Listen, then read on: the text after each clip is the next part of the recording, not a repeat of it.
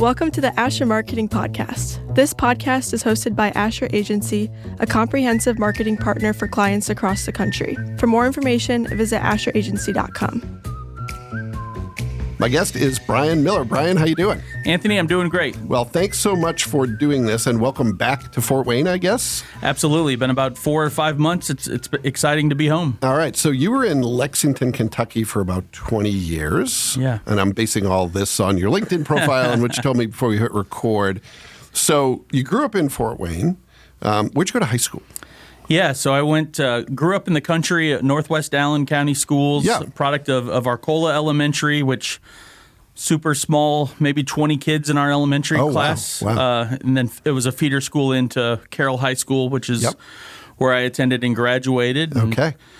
Unbelievable experience there, Anthony. I'm really proud of my time in Fort Wayne, and it really helped shape who I am and gave me a ton of opportunities to grow and sort of sit with you today. Yeah, well, Fort Wayne is not my original home. I grew up in Massachusetts and moved to Fort Wayne proper in about 2000. So it's been here a while. And, you know, one of the things that's kept me here is I genuinely like the fact that it's easy to make connections. You know, everyone knows everyone. And you and I hadn't met, I don't think so, before we started this podcast episode, but you know Kara and some other folks, so it all comes together, which is great. It's relationships, and I mean, you're right. You know, you're as good as your word, and they coming back. It's the biggest small town in America almost, and for sure, everybody knows everybody, and it's been a welcomed homecoming for sure. Well, great. Well, let's talk about how you got here. So you went to college at what was then IPFW, correct? That's right. Yep. So, and then you worked for IPFW for a while. And what were you doing then? And so to back up a little bit, please, to kind of put an exclamation point on the people and the place of Fort Wayne.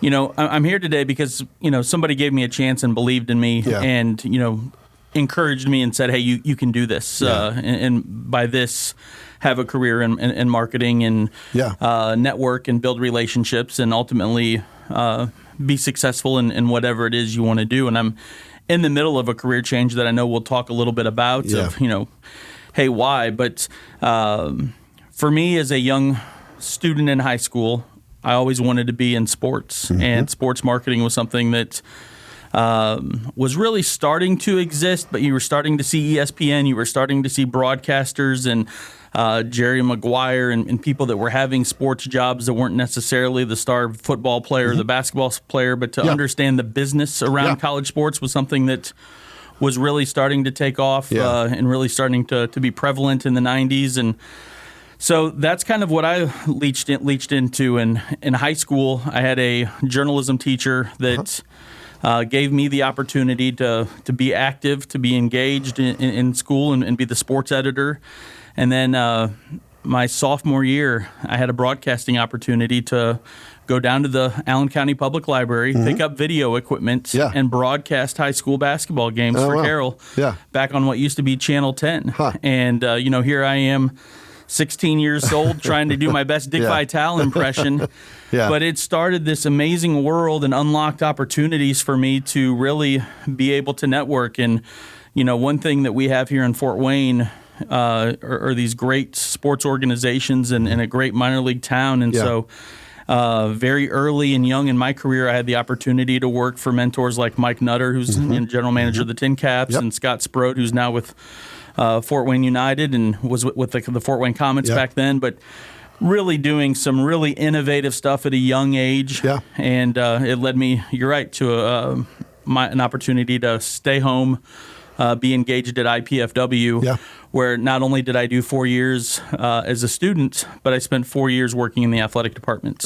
And upon graduation, I had an opportunity to go work for Mike Nutter at the Tin Caps or to stay at IPFW, and I chose the college sports route as the longest title I ever held, but it was the Associate Director of Sports Information, Marketing, and Promotions. And you talk about wearing many hats. We were a small but mighty crew, leading the charge from Division II to Division I at that time. And really exciting to have a role to be able to work with men's and women's basketball primarily, although we were a volleyball powerhouse in both men's and women's at that time. Is that when Loy Ball was at IPFW? So Loy had left, but he was certainly doing the Olympics, and we're all super proud of him and his success. But Arnie, his father, was the legendary of going to Final Fours and was really in the heyday during my time there. And Kelly Hartley Hutton, who was now the athletic director, she was the women's volleyball coach at that time.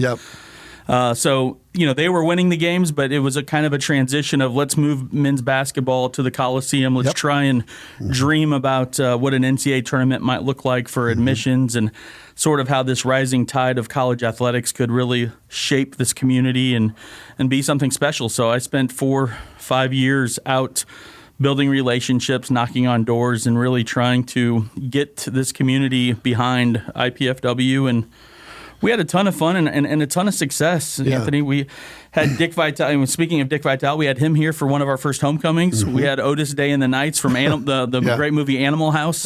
He came and did a homecoming for us, and home games against the Hoosiers, which they ended up beating with Coach John Kaufman, and away games to Michigan State and Notre Dame. So it was a really special time in my life, and something that I was really proud to do that I think was very transformational. Well, and I think that the Fort Wayne market has really been a good fit for people like Coach Kaufman and Kelly Hartley Hutton. I have the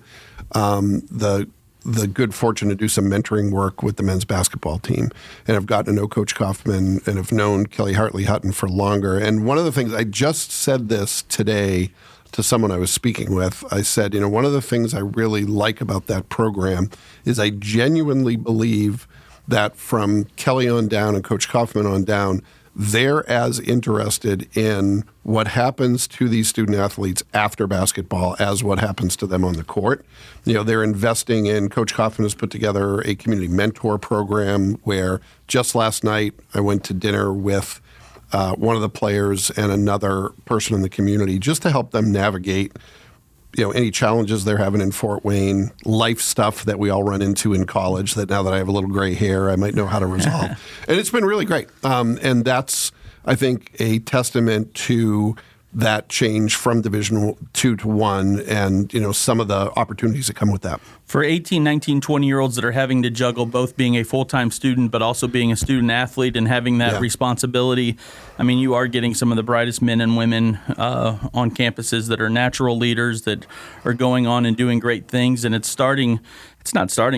has paid dividends in this community. You look at the success of Brad Knoll as a local realtor. And Keon Henderson was a player that's now 8 million followers on social media, and what he's doing in Houston, Texas, is the leader of a church, and now just released a book. It's amazing to start connecting these dots and seeing the great things that are being done, and those stories go on and on. For sure. So let's talk a little bit about your new role, moving out of the world of sports marketing and into a role with the IU Health Foundation. So how did that come to be? How did you get convinced to move from your then home, Lexington, Kentucky, back to Fort Wayne, and this role specifically? What led to that? Well, absolutely, and thank you for that question. And we would be remiss to not talk about my time in Lexington, Kentucky. So leading that charge for IPFW gave me the experience of a lifetime, and it truly was, to go and focus and work as the general manager for corporate partnerships at the University of Kentucky for a company called IMG. And so it was building partnerships, it was working with corporate partners, donors, fundraising, all that kind of good stuff that goes around having a very successful Division I athletic program focused on men's basketball and really primarily football at this time. To really get in there and work on the business side of those sports. So all told, my time in Kentucky was 20 years, 15 of them with the university, probably 12 on the front end, 3 on the back in the NIL space. But it's all been about mentoring, encouraging, believing in others, kind of lifting folks up and kind of uniting organizations that may have an idea, may have a need. How can they utilize the University of Kentucky brand or the UK fan base to really drive business and sales? Yeah. And having a ton of fun along the way. Yeah. My father, he was a drywaller in this town and worked incredibly hard. My mother was a city servant and worked at the city county building back in the day for many years. But it was, it doesn't matter what you do, just do it better than anybody else. And so I took that advice to try and really plug into my time in Lexington and take advantage of every opportunity that was given to me, and had a great support system to do that. But ultimately, it was those relationships, that idea, that perseverance of, can 1 + 1 = 3, and together can we do more? Yeah. And that philosophy is really what's bringing me to Fort Wayne to have what I'll call the opportunity of a lifetime, to come back home around friends, family, loved ones, and really make a difference in a community that I am incredibly passionate about and love, for an organization that has great heart and truly is doing great things here by providing access to care, treating patients well, and now ultimately building a new hospital. And with that comes a great responsibility. Yeah, yeah. So, and you mentioned this before we hit record, that you actually had some interactions with Asher when you were in Lexington because of the work we did for Subway. So, small world, I guess. It is a small world. I mean, and again, the history of Asher being 50 years old and being a part of this community. But yes, my time in Lexington, the Asher Agency at that time had managed the Subway account nationally, and they were the title sponsor of the Bluegrass State Games, which brought 10,000 athletes to Lexington for 2-3 weekends to compete in different Olympic sporting events. It was an annual event similar to what Indiana has with the White River State Games back in the day. But it's funny, Asher was a part of that, and even my time at IPFW, one of my favorite professors was Larry Wardlaw, and he was instrumental. Again, just another person who in this community wrapped his arm around me and said, hey, you've got this, you can do this, and sort of gave me the confidence and belief to go out there and achieve those dreams. Yeah, we're really fortunate to have Larry as part of our history. He was one of the reasons I started working here. I didn't know many people at Asher, but I think everybody knows Larry. And he encouraged me to, try this role, and 21 years later, here I am. So thanks, Larry. Well, and honestly, it's a special gift to be able to, just believe, encourage, and cheerlead for others. And Larry has always done that. I mean, I think that's a natural thing for some educators and teachers. But have been really blessed to have those folks in my life. One thing I can genuinely say about Larry, and I don't know that I could say this about anyone else I've ever known, is he's someone who will tell you things that are hard to hear. But I literally, even though he does that, I don't know anyone who has a bad word to say about Larry. I know a lot of people who won't tell you what you need to hear, and people like him, but for the wrong reasons. I know some people who are well-liked, but Larry is the only one who he's going to be honest with you, but does it in a way that preserves the relationship and sometimes makes it even better because he is that, sort of conscience. Yeah, and our relationship, it always felt like he was giving to the relationship, that there was really nothing, no agenda or anything he was trying to take from it. There was nothing I was doing to help him or help Asher at that time. It was just, him taking a chance on at this time, a 20, 21-year-old and giving him life advice and really wishing the best. And how special is that? Yeah. We need more of that in the world. Amen. Yeah. So, Brian, you've got a successful career in Lexington. You're having a good life there. What has motivated you to make a career change and come back? You could have kept doing what you're doing. Yeah. And I'm sure it's a lot of work to learn a new industry and all the language that comes with it. What's the motivation behind that? For me, this was very personal. An opportunity to come back home, make a difference, but be around friends and family. And you ask about, what changed. I think wisdom and maybe a little bit of old age, but personally, both my wife and I had cancer diagnoses at different times. She was diagnosed with breast cancer.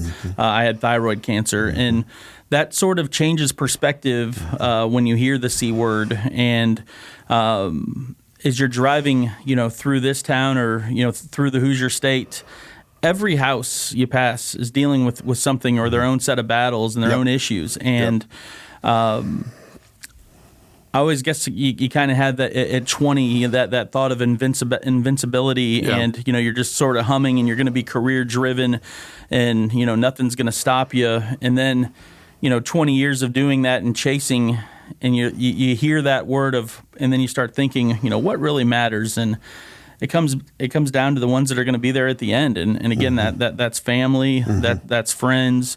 And it's about leaving a legacy, and maybe hopefully having a chance to make Fort Wayne a little better than I found it. And I tell you what, from where Fort Wayne was 20 years ago to where it is today, there's been a whole lot of people pouring into Fort Wayne and really being difference makers. It's incredible to see the growth and how this city has transformed.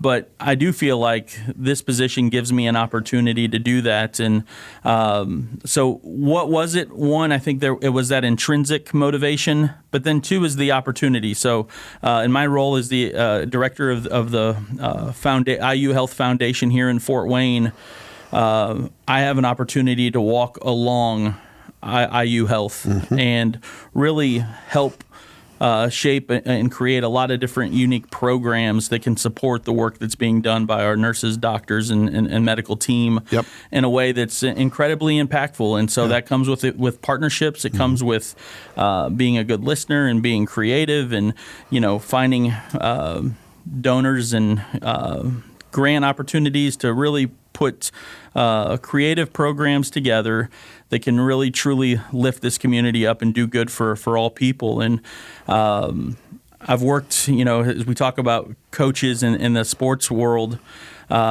we've got an incredible leader at IU Health in Brian Bauer and what he's done to be able to sort of transform healthcare in Fort Wayne and to, already be here in the middle, building a $421 million hospital off of Interstate 69, Lower Huntington Road. He's not just talking the talk, he's walking the walk, and spending a couple afternoons and hearing his vision and hearing his story and kind of having the opportunity to do this with him. It was an offer I couldn't say no to. Well, and I'm sure it's unique that a health system is being sort of built from the ground up in a community the size of Fort Wayne.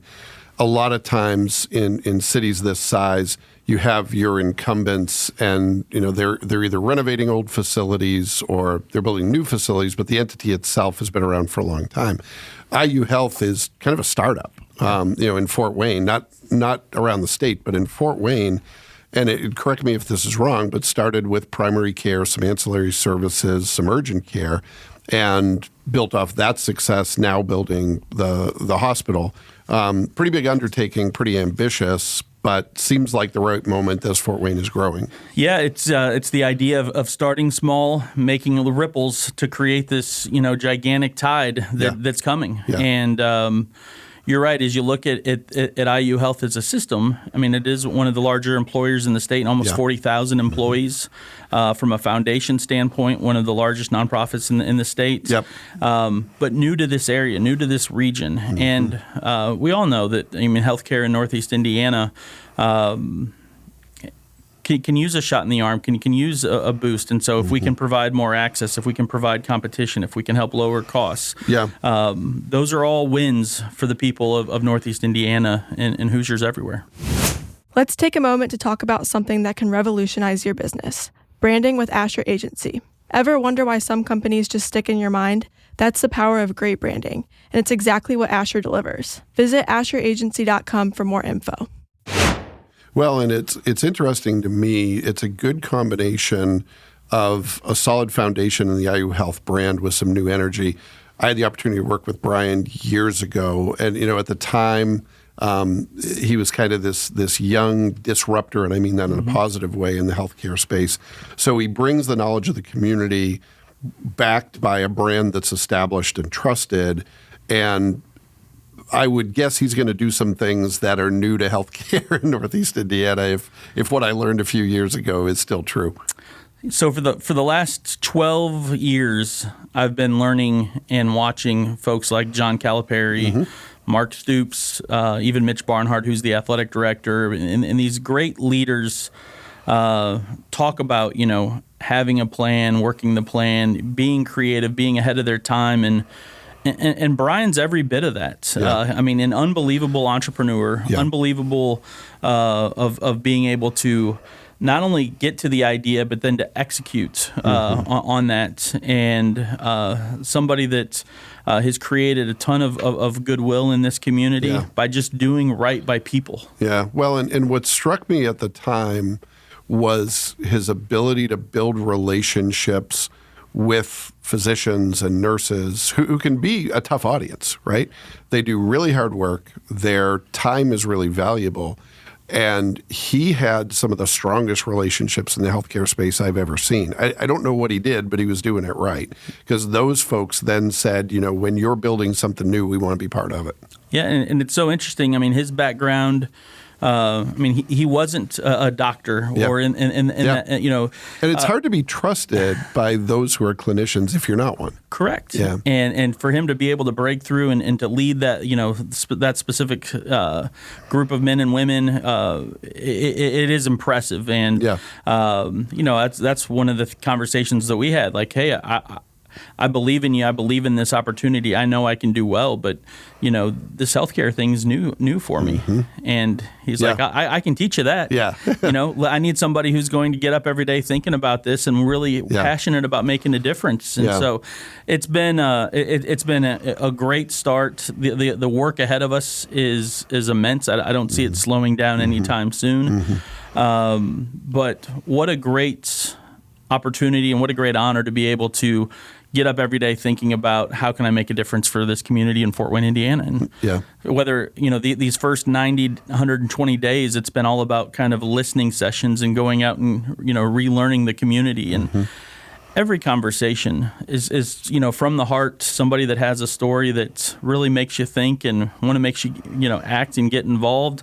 And that's, the person that, our office downtown next to Coney Island, or the mayor's, a conversation with the mayor, or anybody else in between. Everybody has their story, and healthcare is going to affect all of us, and that's one of the things. Going from IPFW, which had a smaller fan base and audience per se, to Kentucky that had a statewide reach. But now working in healthcare, this affects all of us, and everybody's going to need a hospital at some point. 100%.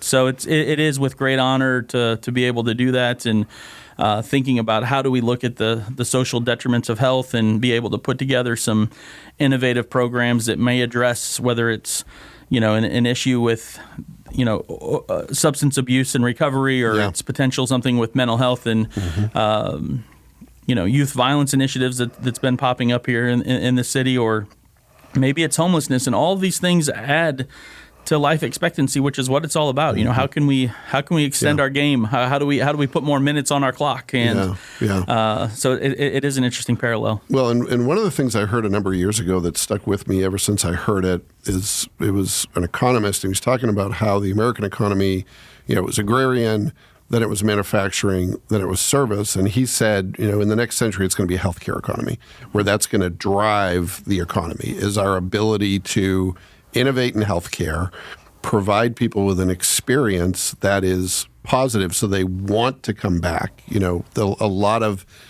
healthcare right now is challenged because of some of the bureaucracy and some of the the way we've always done it. This is a chance to do some new things while building off that trusted brand and what's tried and true, but do some new things that make people want to access healthcare instead of seeing it as a burden.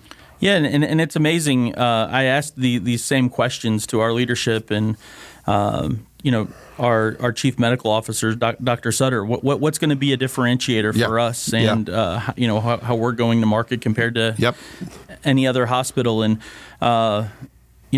for him, and meant this sincerely, we're going to do what's right for the patient always. Yeah. And imagine that. What a concept. We're going to be patient-centric. Yeah. I mean, and that's exactly how we've operated, which is why the scores that, you mentioned our primary clinics and urgent cares, they're the highest, I mean, nationally that you'll find. I mean, in the low 90s, 91, 92%. Yep. And to think about people that are having to be in a waiting room or having, some of their worst moments. Sure. Now do a survey that says, hey, 92% satisfactory. Like, are you kidding me? Yeah. But it's because, we do have a team that leads with heart and empathy and is, again, walking the walk, not just talking the talk. So, Brian, as you look ahead to the next few months, what's on your to-do list? What are some of the important things you're going to be trying to focus on? Yeah, so I want to make sure that the foundation supports the hospital as well as these social detriments of health that are impacting Indiana. Our mission at IU Health is to make Indiana one of the healthiest states in the country. And right now we're in the bottom third. We have a long way to go. We got to wait. We got our work cut out. Yep. So, issues like tobacco cessation, issues such as just getting out and eating right and getting healthier and obesity and all of these things are issues that we can tag team for. But projects that I get excited about are looking at workforce development. We're going to be hiring 700 new positions as we open this new hospital here in the next 15 months. So how can we look at bringing people and believing and coaching those folks up to come and be a part of the system and lead the IU Health way? How do we utilize the resources and partnerships that are available in the mental health space to be able to look at doing something really impactful with behavioral health? How do we bring a world-class cancer center or the Riley Children's Hospital to Northeast Indiana so our families don't have to drive hours for chemotherapy and families and kids don't have to drive to take their kid down to Riley. So those are a lot of the things that we'll certainly work on. We've got an unbelievable opportunity with the IU brand to maybe even look at working more closely with our medical school and truly being an academic medical center. Yep. And, so those are things that certainly get exciting. And then also thinking about healthcare as a region. So right now, all of our clinics are in Allen County. I think it would be great to be able to look at the other 11, 12, 13 counties that are in Northeast Indiana and be able to replicate kind of what we're doing in Allen County and take that elsewhere. So we're already hearing, from counties around us saying, hey, can you help us? And I think if you really want to solve healthcare issues across the state, you kind of got to go outside in instead of inside out. And so how are we going to do that in the rural areas? Yeah. So a lot of work ahead. A lot of work ahead. Absolutely. Yeah. All right. Well, let's pivot to questions that hopefully won't be a lot of work for you. Yeah. Let's start with career success and fulfillment. You have, moved away from home. You've come back. You've worked in a couple different fields now. What have you learned about what it takes to have a successful and fulfilling career along the way? What wisdom can you pass on to others? Yeah. So I would tell people to, if the mind can believe it, the body can achieve it. That's one of my favorite quotes is, plan your work your plan, but it starts by really thinking about what do I want to do in life? Where do I want to go? Yeah. And again, as somebody who went to a very small elementary school and often was picked last on the basketball team, I knew I wasn't going to be a basketball player. Yeah. But I had this great desire and love for the sport. And so I found ways to stay around and be involved. Yep.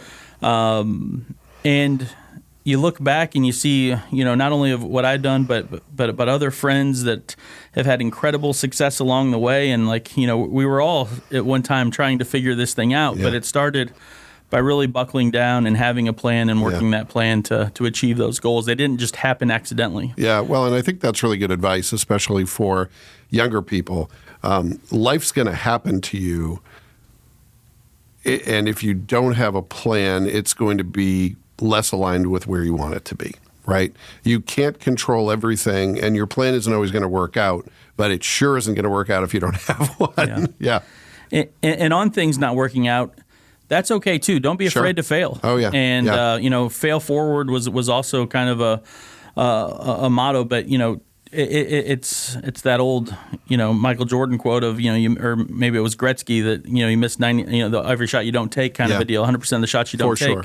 And so take your shots. And again, this is a I wasn't the walking billboard for what the IU Health Foundation director would look like. But I now have an opportunity to take a shot. And so you're darn right we're going to be creative in what we do. And I'm going to embrace that opportunity to think strategically, to build partnerships and make sure that we're doing that head on. Yeah, awesome. Okay. Second question for you. What myth or misconception exists that you would like to debunk, or what is maybe not appreciated enough? And this can be about the IU Health Foundation. It can be about healthcare. It can be about the world you work in. Anything that you want to go to bat for, either way, it's important to you. Yeah, I think believing in the best in people is something that's really impactful. You hear stories about the healthcare industry, but just in general, and there's been that lack of trust. And we have some really good people that really have your best intentions. Yeah. And so I'll tell a personal story, but I had an opportunity to take my mother to her first doctor's appointment in years. And the doctor could have easily said we needed to check this box, and this box, and just gone through the list. But really was intent on listening and making sure she was comfortable and putting an individualized care plan for that would be different than yours and different than mine. But that's what she needed to get through that. And that custom solution is out there. So I would encourage people not to be scared. I mean, I know it's uncomfortable to call and make that appointment, but this is a team of professionals that truly have your best interest and want what's best. And it isn't a one-size-fits-all philosophy. It is that individualized approach. And so I think that's something that needs to be debunked. It's not trying to, just monetize or get you to come in and, get you treated. But there's a lot of heart in it with a lot of the people that are caring for you. I think that's great advice. And, it speaks to me personally. Just today at lunch, I was having a conversation with a coworker, and I truly believe that most days, most people do the right thing most of the time, right? We all make mistakes. And if you have that perspective, it makes life a little bit better. There's so much in our environment that we're told we need to be afraid of this. And you need to look, worry about what's coming around. But if you look around you, including, in healthcare, most people do the right thing most of the time. And, that's something that can be, and as you mentioned earlier, a lot of times in healthcare, you're dealing with people when they're not their best selves. They're not feeling well. They're scared. And if you can help alleviate some of that, not only does it help in the moment, but maybe it gives people more optimism in general. And Anthony, let me use this time to tell two stories. So again, I've talked about a listening tour and truly coming and just being eyes wide open, trying to learn everything that I can. And I walk in. We have a clinic at Southgate Plaza off of Pettit, and this was probably my first week or two on the job, and I am greeted by this unbelievable ray of sunshine and front desk person that's smiling, and I don't have my badge, I don't have my name tag, but it's like, hey, I'm the new guy, and she could tell, hey, this is the new guy here. But the way she greeted and acted and cared. I left wanting her to be my life coach for life. Yeah. Like, wow, I need more of her in my life. Yeah. And then to also hear about a program that we've been doing for the last year, where we've been going into the into barbershops in Fort Wayne and sort of just meeting folks where they're at. It was a program that Brian and others were like, hey, you really need to go check this out. It's really awesome work that's being done. And then to go and meet the amazing woman behind that and the team that's helping her.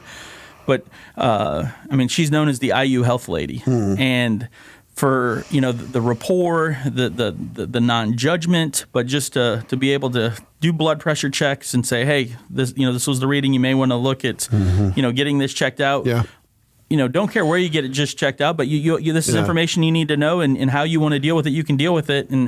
people are hugging her and just, you couldn't ask for a better ambassador than what she's done. And like, that's the work that, even though it's small, is just examples of making a difference in this community. And like, that's what it's all about. Well, and I love that that's a literal case of going where people are. We men can be kind of healthcare resistant. Yes, right? we can. I have a friend who recently had bypass surgery, and it was finally listening to the signals his body was sending him, right? Yep. But many of us, myself very much included, we ignore. And if someone were to come my way, that's an intervention that, might literally save my life. So that's great that that's being done. It is great, and it's really special, and kind of neat on how some of those dots even got connected, because it's a program that's had some success in Indiana, and actually one of our board members, Alan Henderson, who you may remember from IU basketball days, was passionate behind that, and then to bring that to Fort Wayne. And you're right, I've got no doubt that it's made a difference and saved a life, and that feels pretty cool. Yeah, that's great. All right, one last question for you. What is something you use in your work? It could be a tool, it could be a tip, it could be a trick, it could be a hack that helps you get more done. And we've had everything from pen and paper to apps. Doesn't matter what it is, but what's something you rely on that helps you get your work done? What a great question. This is my secret way of stealing other people's ideas, by the way. So we've invested as a company looking into AI and how to use that more efficiently. Yep. And so IU Health has a strong partnership with Microsoft. So Microsoft Copilot is in my world regularly. And it is unbelievable and the different levels to that. So getting ready for, doing this kind of a speech or going and speaking to Rotary or any sort of an organization or going into a community, the information that it can research and put at your fingertips to help with these meetings, or looking at partnership ideas of, hey, what are some best practices that are being used in healthcare, hospital foundations, and it's just an assistant to be able to bring information your way. And so I don't think there's. One, we live in the greatest country in the world, and probably the greatest time, and to utilize these tools such as AI, such as YouTube University, to really be able to go online and teach yourself any of that stuff, and even social media. Again, much like probably everything in life, if you abuse it, it could be harmful. Yeah. But boy, is there some real tools out there to be able to utilize the social media to stay connected or to learn and get ideas. Same with YouTube. Same with AI. Yeah. Well, and that's I think the challenge of 2025 is we have these tools that can help us. We have these tools that can be our biggest detriment. They can get in the way. They can sap our productivity. They can make us angry. They can make us divided. So it's up to us individually to say we're going to leverage them in a way that's positive, that we're going to draw upon the strengths of these tools, and we're going to have the discipline to put the other stuff aside. If we could do more of that, we'd be in even better shape. Yes, we would. And and again, sometimes you fail. I did, after 20 years of being an iPhone user, I made the switch to Android. Because Motorola, the Razrs, come over to the dark side. Yes, had some AI that I was super interested in, and it was something that I ended up getting sold on, and I'm ready to go back to the iPhone. But again, you don't be afraid to try it. Yeah. And again, we got to continue to evolve and change with the time and utilize these tools. And I've got we weren't blessed with children, but with a niece and other young people around us that they're utilizing these, and every day growing up with it is part of what their education is. And so it's been great to be able to stay tapped into that. But don't be afraid to try. Look at you taking all these chances, moving back to Fort Wayne, getting an Android, going back to iPhone. You're really mixing it up. Yeah. Amen. and couldn't be happier, couldn't be prouder, and more grateful of the opportunity. Excellent. Well, Brian, thank you so much. It's been a pleasure getting to know you. Thanks for doing this. Absolutely. Thank you, Anthony. And thanks to everyone who took the opportunity to listen to this episode of the Asher Marketing Podcast. We'll be back next time with another great guest, and we hope you'll join us then. Thanks for joining us today. Next time, we'll be featuring another great guest, so be sure to tune in. If you enjoyed this episode, please subscribe to our show and leave us a review. It really helps others find us. Visit our website at asheragency.com for more resources and updates.